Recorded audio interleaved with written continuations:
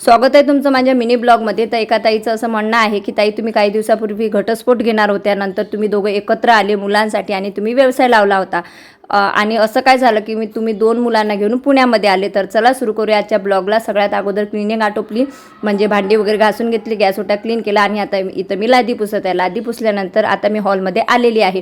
तर झालेलं असं की मी घटस्फोटच घेणार होती, परंतु माझ्या नवऱ्याने मला माफी मागितली म्हणून मी त्यांना माफ केलं मुलांसाठी आणि त्यांना एक चान्स दिला।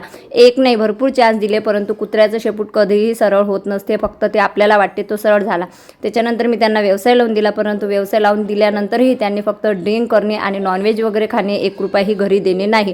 त्याच्यामुळं मी शेवटी मुलांना घेऊन पुण्याला आलेली आहे। तर आज मी मोड आलेली मटकी असते ना त्याची भाजी करणार होती। तर टोमॅटो कांद्याची पेस्ट काढली, तेल आणि मोहरी टाकली, त्याच्यानंतर ती पेस्ट लाल झाली, त्याच्यानंतर तिखट मीठ हळद आणि मसाला टाकला आणि जी पेस्ट काढली होती ना ती मी टाकून दिली आणि थोडंसं पाणी टाकलं। तर हे कसं आमटी टाईप मस्तपैकी उकळू द्यायची, शिजू द्यायची आणि त्याच्यासोबत मस्त खिचडी आणि ही आमटी आणि पापड लोणचं या तुम्ही पण जेवण करायला।